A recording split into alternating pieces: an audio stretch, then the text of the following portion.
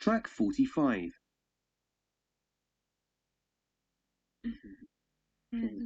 Everybody is here now, so let's get started. Now, we're here to discuss the rollout of the new SAP Customer Relationship Program. You are the people who'll have to implement it, and we need to decide what you need for the rollout. So let's look at point number 1 on the agenda, resources. Fabian, would you like to start? Right. At the moment, there's a shortage of human resources. So by the time everyone has finished the training course, we should be okay. So to sum up point number 1, we've agreed that Lucy will arrange training sessions for the rollout team together with SAP, and I'll talk to Human Resources about finding more SAP specialists. Thanks. Good. Let's move on to the next point, budget. Tony, that's your field? Well, I'm afraid that we have a very limited budget for this project, which means that we really have to be imaginative about how we allocate resources and... But does that mean training will be cut? Because look at the problems we had last year with the database. I spoke to Billy West in the data center, and he said that there was a problem with the Can I stop you there, Fabian? Let's not get sidetracked. Let Tony tell us what exactly is planned, and then we can think that the meeting has been very useful. We all have our action points to deal with, and we know the next steps. How does everybody feel about that? Fine, yeah. Great. So that wraps up everything for today. Thanks very much for all your ideas. Anybody want to go to lunch?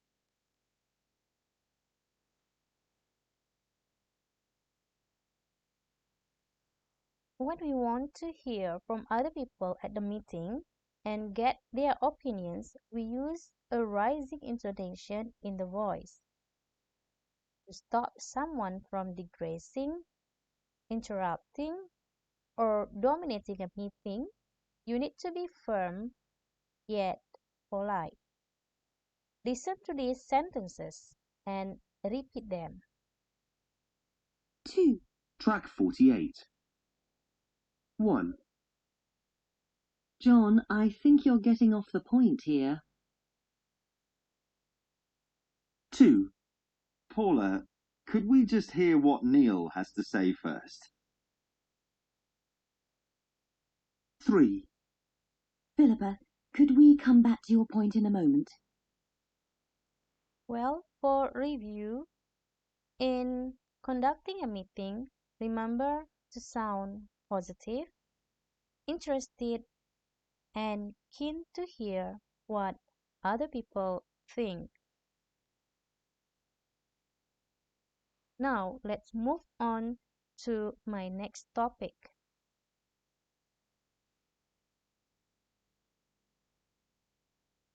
Part 2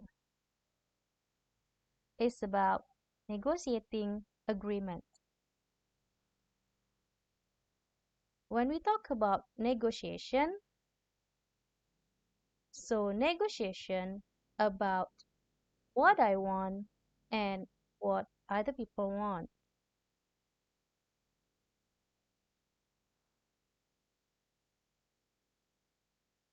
So negotiation used for win-win solution. Win-win solutions means I win, you win.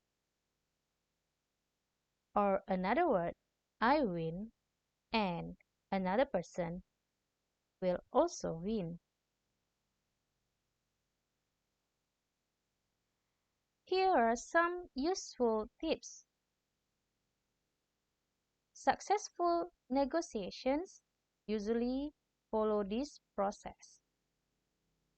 So number 1, we need to have a proposal. Number 2, clarification of proposal. Number 3, counter proposal.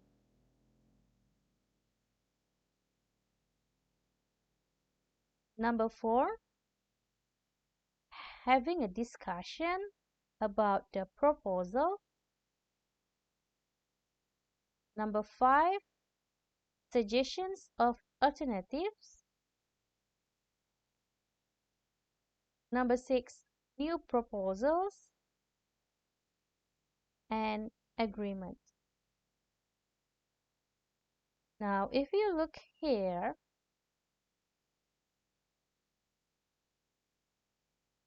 counter proposal, you can also propose a new proposals and then agreement.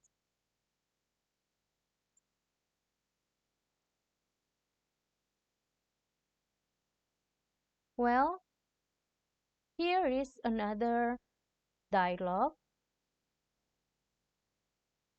So Janet wants to hire some specialists from a consultancy company for a short-term project to roll out a software package worldwide for her company. She is meeting toward a senior partner from the consultancy to discuss fees for their services.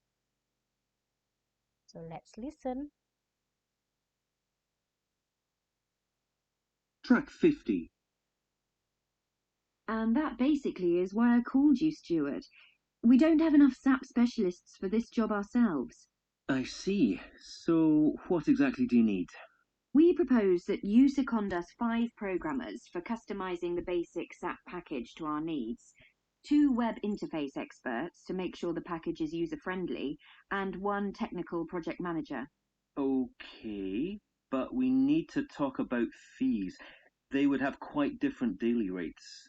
€650 for a programmer, €875 for the interface specialists, and at least €1,250 for a project manager, depending on his or her experience. Well, we'd like to keep the bookkeeping easy, so we'd like to aggregate these daily rates. We suggest that we pay you €700 per head per day. I see. Well, that's an interesting proposal, but €700 per day is far too low. €950 is nearer the mark. I don't think we could go along with that. You see, we have very strict budget limits. Let's think about how we can make this work.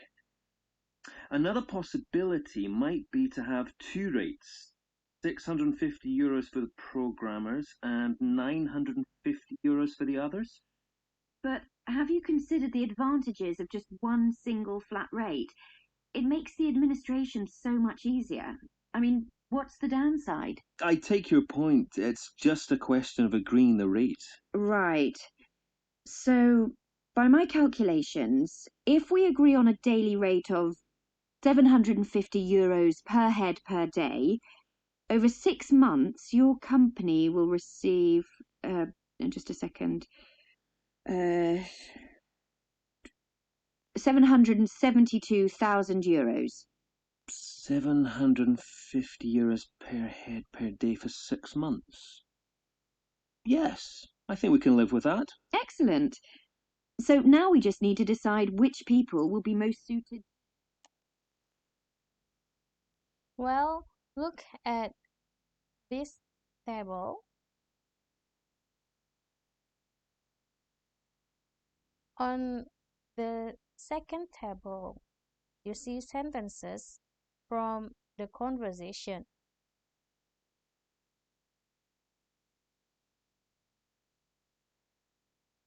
So look again at the stages of negotiation outlined in useful tips.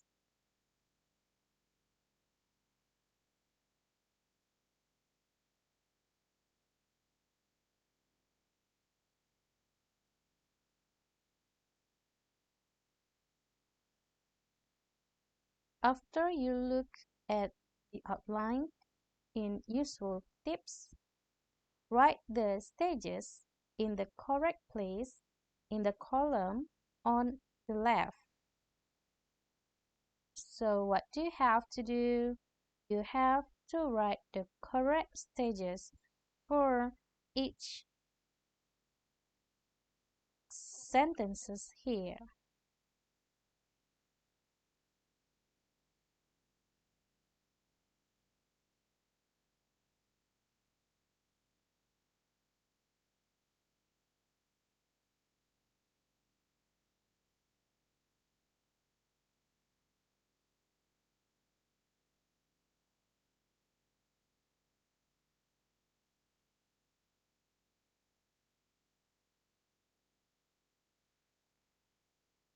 When negotiating, you may want to make a positive comment on a proposal without committing yourself fully.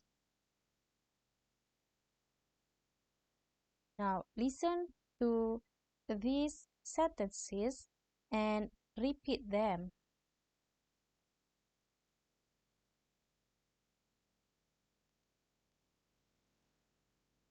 Track 53. 1. Well, that's a proposal that's worth considering. 2. We'll certainly bear that in mind. 3. Well, that's something that we should discuss further. 4. Right, we're certainly open to the idea. With that listening, we end of our topic 2. Now we go to topic 3.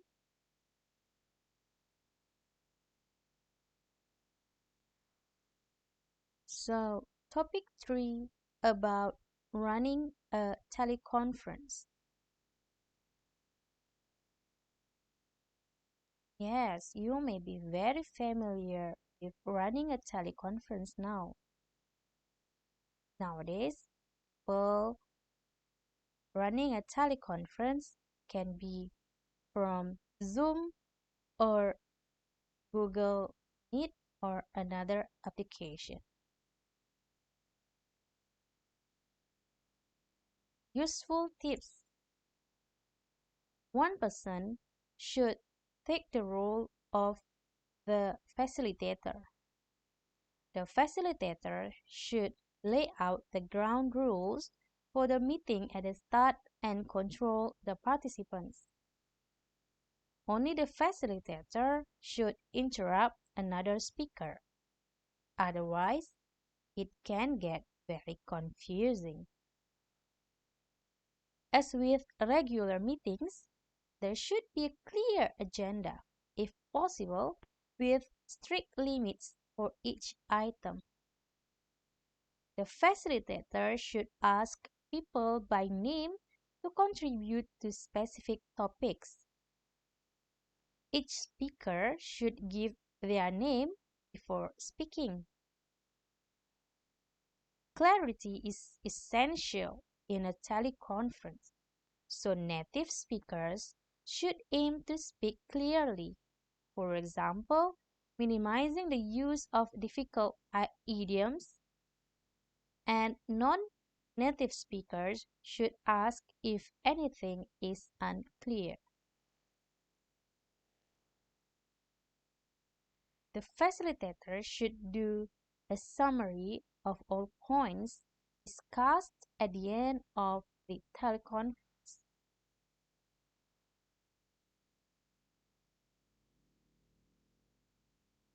So here is another dialogue. Janet is facilitating a telephone conference from London with participants from around the world. Petra, Carlo, Sanjay, and Ming. So let's listen to the dialogue. Track 59. Of us, and so that's Petra, Carlo, Sanjay. We're just waiting for Li Ming, and then... Speaker 5 is entering the conference room. Hi, this is Li Ming here. Great. So it's Jeanette here. Thank you all for participating today. Before we start, let's just check some ground rules for telephone conferences. Please always give your name first so that we all know who's speaking. Also, don't interrupt other speakers, please. I'll make sure that we keep the conversation on track and don't lose any time. Finally, please could you make sure that you speak clearly and just let me know if anything is unclear. Okay? Yes. Fine. Right. Let's run through the agenda. First of all, we want to look at our budget. The hardware and the software is now being tested and will be ready. But Petra, that's not the problem at all. We need to know when. Jeanette here. Sorry, Carlo, can you let Petra finish? As I said at the beginning of the teleconference, just one speaker at a time. Ah, yes, Carlo here. Sorry about that. Could you repeat that, Petra? About the software testing. Petra here. No problem. So it'll be ready by the... And we think that the advantages of outsourcing all activities to Mumbai will be much greater if we are working closely with Singapore. Li Ming here. I'm not sure what you mean by closely. Sanjay here. Well, we have a lot of software programmers who could quickly develop the products that your people in Singapore design. Jeanette here. What do you think about that, Li Ming? Li Ming here. Well, it depends on what the designers are looking for, because we have several options. That? Well, that was all very helpful, I think. So let me recap our discussion. The next step is for all of us to begin work on speaking with all the key suppliers in Mumbai. That way, weeks. And when that's finished, the project will be over. Is that acceptable to you, Sanjay and Li Ming? Yes, that's fine. That's fine. And how about you, Petra and Carlo? Any questions? No, I'm happy. Sounds good. Excellent. Then I think that's enough for today. We have another meeting scheduled for this time next. Okay, let's do this exercise. Put these sentences from the beginning of teleconference in the correct order.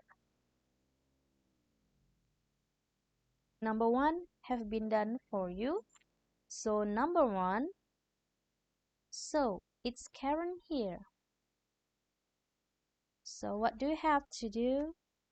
Please continue to put these sentences in a correct order.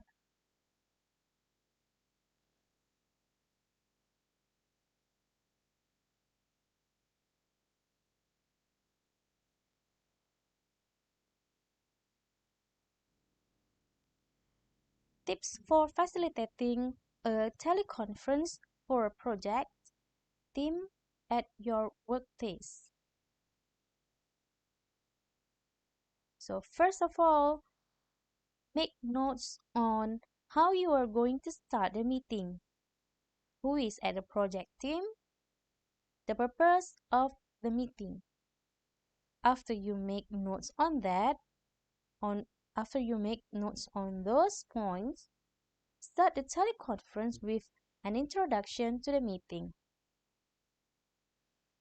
Introduce yourself, welcome the participants, lay out the ground rules, and go through agenda. So, that brings me to the end of my presentation. Thank you very much for your time.